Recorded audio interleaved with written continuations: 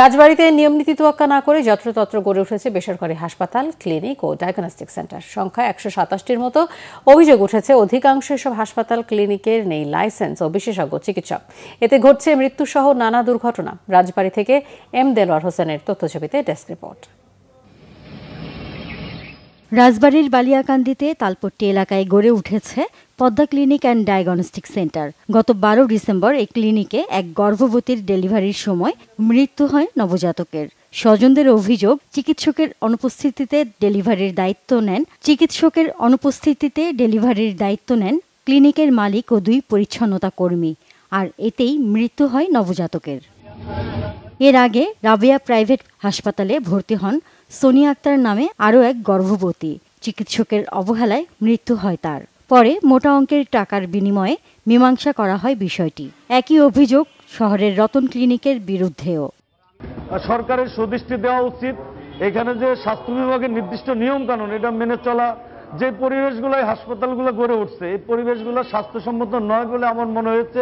অধিকাংশ বাসা বাড়িগুলো থেকে এই ক্লিনিকের কার্যক্রম চালানো হয়। দেখা যায় বিভিন্ন ধরনের দুর্ঘটনা ঘটছে, রোগী সিজার করতে গিয়ে রোগীর মৃত্যুবরণ ঘটছে। আমরা ইতিমধ্যে দেখেছি ৪-৫টা এরকম কেস হয়েছে রাজবাড়ীতে। পরে এগুলো টাকা দিয়ে আর কি মীমাংসা করেছে চিকিৎসকরা। কোনো ডায়াগনোসিস সঠিকভাবে রোগ নির্ণয় হচ্ছে না। পরিবেশ অধিদপ্তরের কোনো ছাড়পত্র, কাগজপত্র আমরা এ যাবৎকালে দেখতে পাই নাই। হসপিটালে একজন অ্যানেস্থেশিয়া ডাক্তার নাই, একজন গাইনি ডাক্তার নাই, একজন সার্জারি নাই। যে আমরা একটা এমার্জেন্সি রোগী পেলে যে আমরা একটা কাজ করতে পারবো, আসলে আমাদের করা সম্ভব হয় না।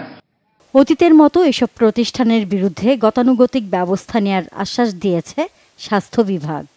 যে সকল ক্লিনিক ডায়াগনস্টিক সেন্টারের লাইসেন্সের মেয়াদ উত্তীর্ণ হয়েছে তাদেরকে আমরা নিয়মিতভাবে তদারকি করি এবং তাদেরকে নোটিশ করা হচ্ছে যেন অতি দ্রুত তারা নবায়ন করেন। কিন্তু কিছু সমস্যা হচ্ছে, পরিবেশ ছাড়পত্র প্রয়োজন হয়, নার্কোটিক্স ডিপার্টমেন্টের ছাড়পত্র প্রয়োজন হয়।